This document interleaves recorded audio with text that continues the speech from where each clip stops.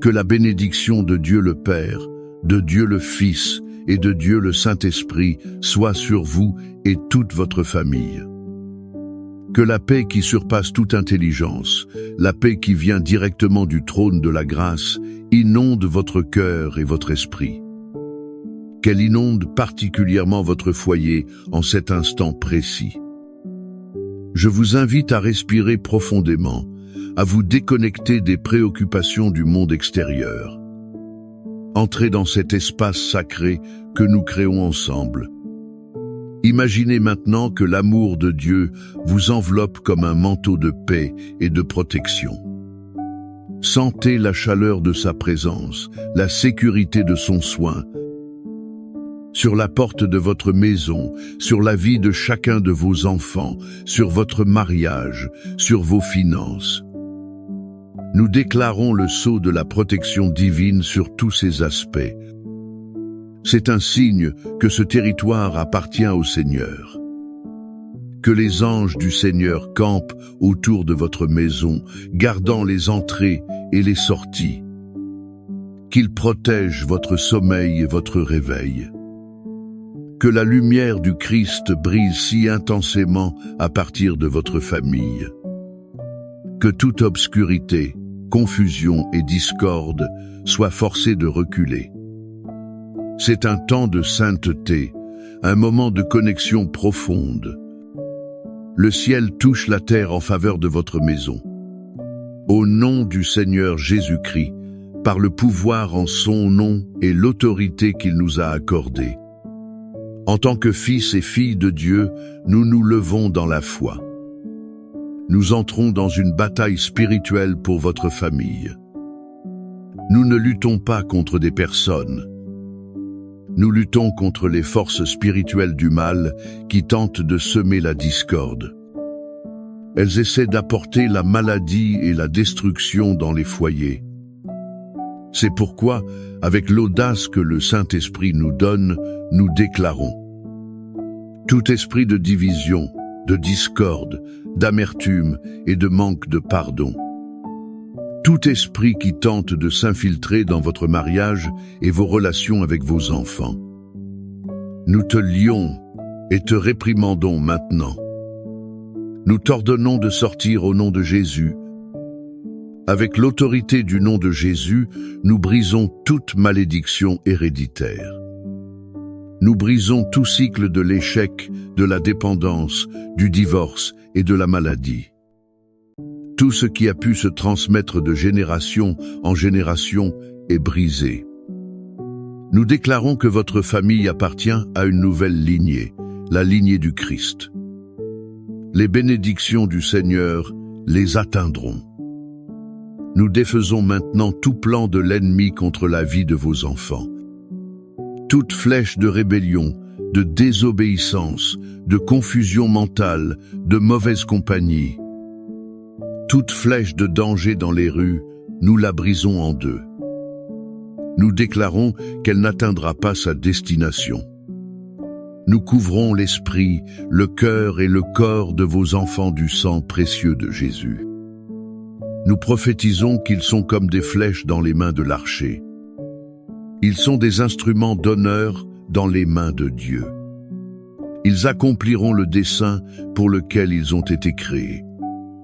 Nous annulons toute parole de défaite, d'humiliation et de peur. Toute parole lancée contre votre maison est annulée. À leur place, nous libérons la parole de foi, de victoire, d'honneur et de prospérité. Nous déclarons que votre famille est un témoignage vivant du pouvoir de Dieu. La victoire que Jésus a remportée à la croix se manifeste réellement. Elle se manifeste de manière palpable dans chaque domaine de votre vie. Nous n'acceptons pas la défaite. Nous n'acceptons pas la division. Nous n'acceptons pas la misère. Nous nous positionnons sur le rocher qui est Christ.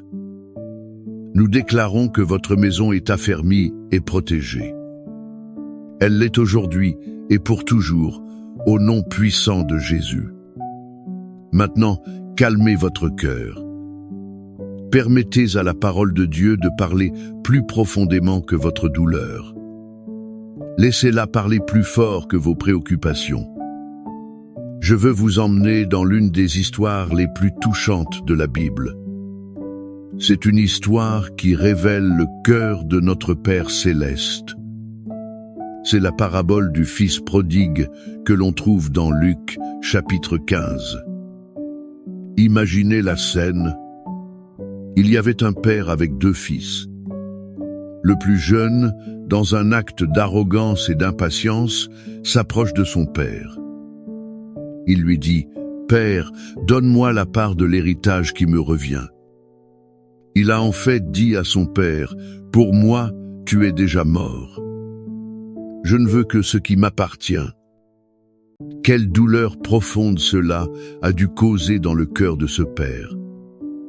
Malgré tout, le père, dans son amour inconditionnel, divise les biens. Le fils prend tout et part pour une terre lointaine. Là, la Bible dit qu'il dilapide tout dans une vie effrénée. Il vit de manière dissolue. Il dépense tout en fait, en plaisir momentané, jusqu'à l'épuisement de l'argent. Et quand l'argent est épuisé, les amis aussi disparaissent. Une grande famine frappe cette terre et il commence à manquer de tout. Ce jeune homme qui avait un jour tout se retrouve maintenant au fond du gouffre. Il s'occupe de porcs et désire manger la nourriture donnée aux animaux. Mais personne ne lui donnait rien. Dans la culture juive, les porcs étaient des animaux impurs. C'était le plus bas niveau d'humiliation qu'un homme pouvait atteindre. C'est à ce moment, au plus bas de sa vie, que la Bible dit qu'il revint à lui. Il se souvient de la maison de son père, où même les serviteurs avaient du pain en abondance. Pendant ce temps, lui mourait de faim. Une décision naît dans son cœur. Il dit « Je vais me lever et aller trouver mon père. Je lui dirai « Père, j'ai péché contre Dieu et contre toi. Je ne mérite plus d'être appelé ton fils. Traite-moi comme l'un de tes serviteurs. » Le texte continue en disant qu'il se leva et partit. Mais la partie la plus émouvante est celle qui suit. Quand il était encore loin, le père l'aperçut et fut rempli de compassion. Il courut, l'embrassa et le couvrit de baisers. Pensez-y. Le père n'attendit pas. Il ne resta pas les bras croisés, plein d'amertume. Chaque jour, il regardait la route, attendant, aspirant au retour de son fils. Quand il le voit, encore loin, ce n'est pas un regard de jugement. C'est un regard de compassion qui touche son cœur. Il court, un acte indigne pour un patriarche oriental. Il se jette au cou de son fils et l'embrasse. Il le fait avant même que le fils ne puisse prononcer un mot de son discours. Le fils commence sa confession, mais le père l'interrompt. Il ne dit pas « je t'avais prévenu ». Il ne demande pas d'explication. Au lieu de cela, il appelle les serviteurs et ordonne une fête. Vite, apportez la plus belle robe. Mettez un anneau à son doigt et des sandales à ses pieds. Prenez le veau gras et tuez-le. Nous allons faire un festin. Car ce mon fils était mort et il est revenu à la vie. Il était perdu et il est retrouvé. Quelle image puissante de l'amour de Dieu pour nous et notre famille. De cette histoire, nous pouvons tirer des leçons qui sont un baume pour nos âmes aujourd'hui. La première leçon est « L'amour de Dieu pour votre famille n'abandonne jamais. » Regardez-vous un fils ou une fille qui, comme le fils prodigue, a pris son héritage. L'héritage de vos valeurs, de votre foi, est parti pour un lieu lointain. Être votre cœur de père ou de mère est-il déchiré par la douleur de l'attente? Écoutez bien, comme ce père regardait la route chaque jour. Le Père céleste ne quitte pas votre enfant des yeux. Son amour est un amour qui attend, qui désire, qui court à la rencontre. Peu importe la distance parcourue par votre enfant, il n'y a pas de lieu que l'amour de Dieu ne puisse atteindre. N'abandonnez pas la prière. N'abandonnez pas de croire, car l'amour du Père est en action. La deuxième leçon est: il y a toujours un chemin pour rentrer à la maison. Le fils prodigue n'a commencé son retour que lorsqu'il revint à lui au milieu de la saleté du porcher. Parfois, il faut toucher le fond pour lever les yeux. Si vous vivez loin de Dieu, si votre mariage est devenu une terre lointaine, une terre de froideur et de douleur, sachez que le repentir est le premier pas. C'est le premier pas sur le chemin du retour. Dieu n'attend pas pour vous accuser, mais pour vous accueillir. Il y a toujours l'espoir de la restauration quand un cœur se tourne vers le Père. La troisième leçon est le pouvoir du pardon pour restaurer la famille. Le Père n'a pas seulement pardonné, il a restauré l'identité du Fils.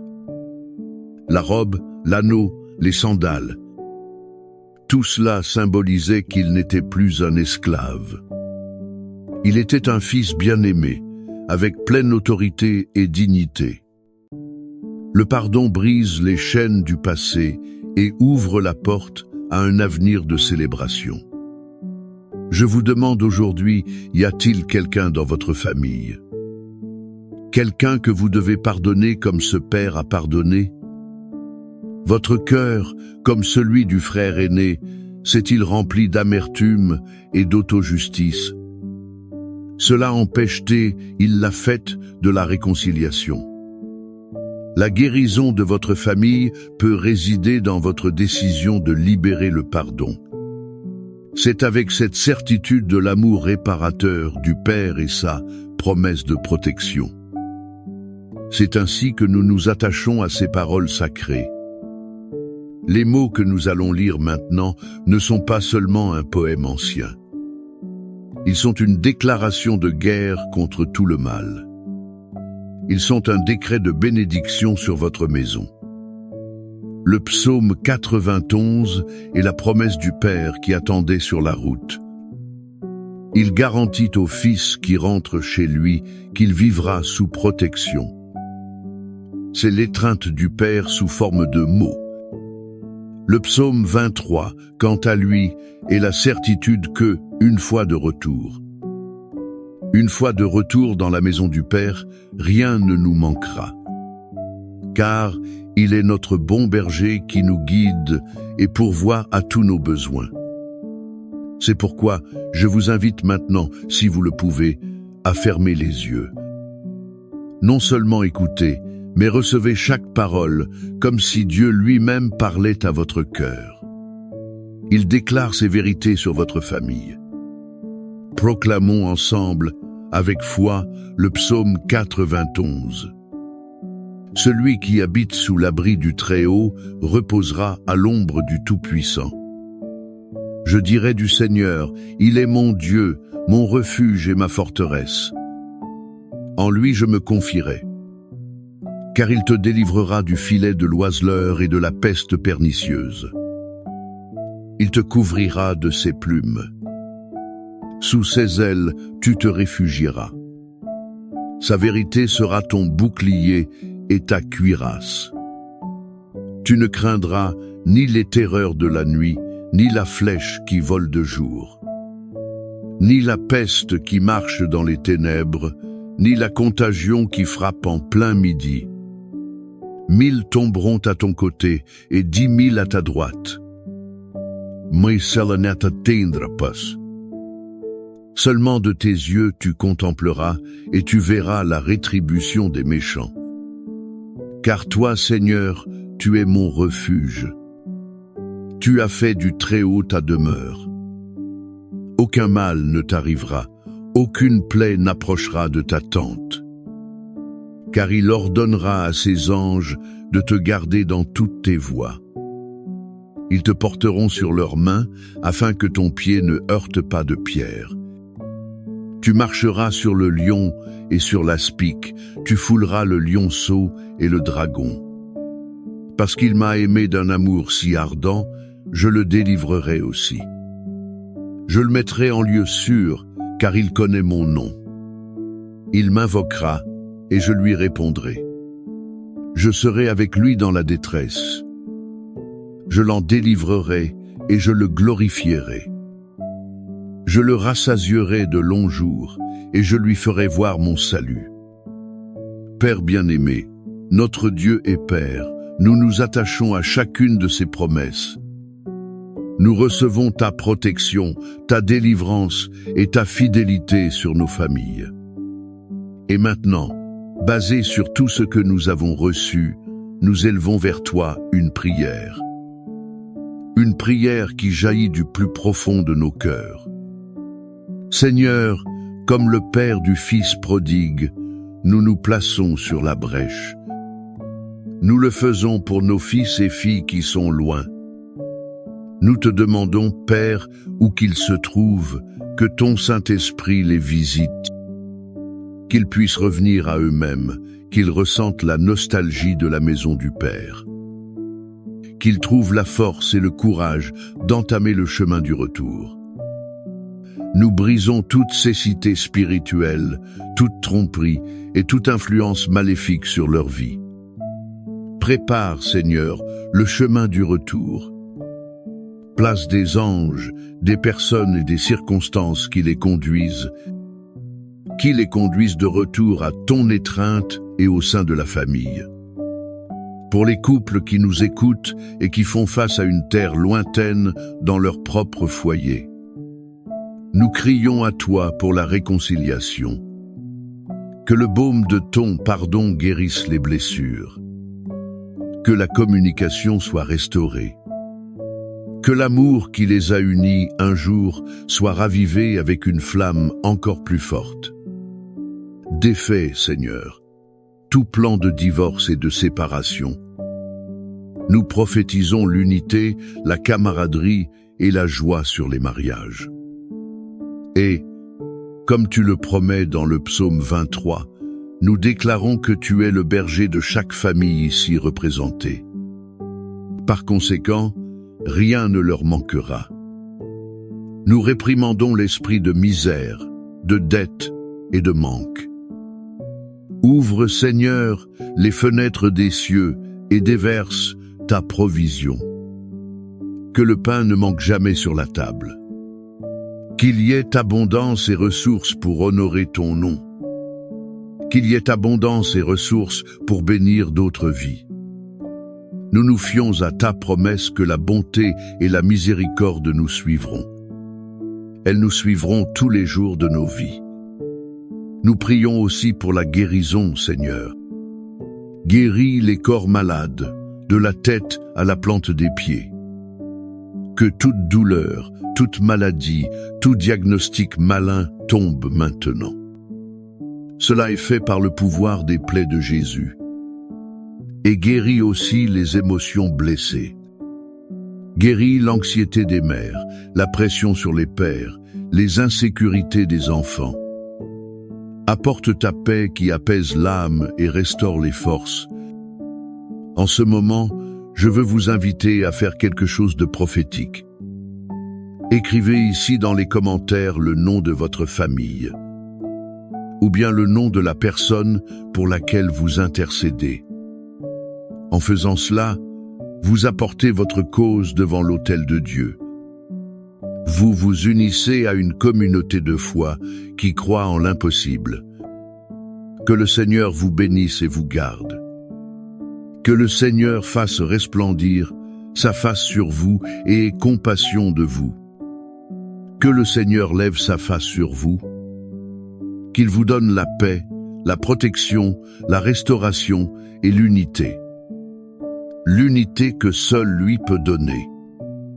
Recevez cette bénédiction, non pas comme un simple souhait, mais comme une déclaration prophétique sur votre vie et votre maison. La fête de la restauration est préparée. Le Père est à bras ouverts. Croyez et prenez possession de la victoire qui est déjà vôtre en Christ Jésus. Amen.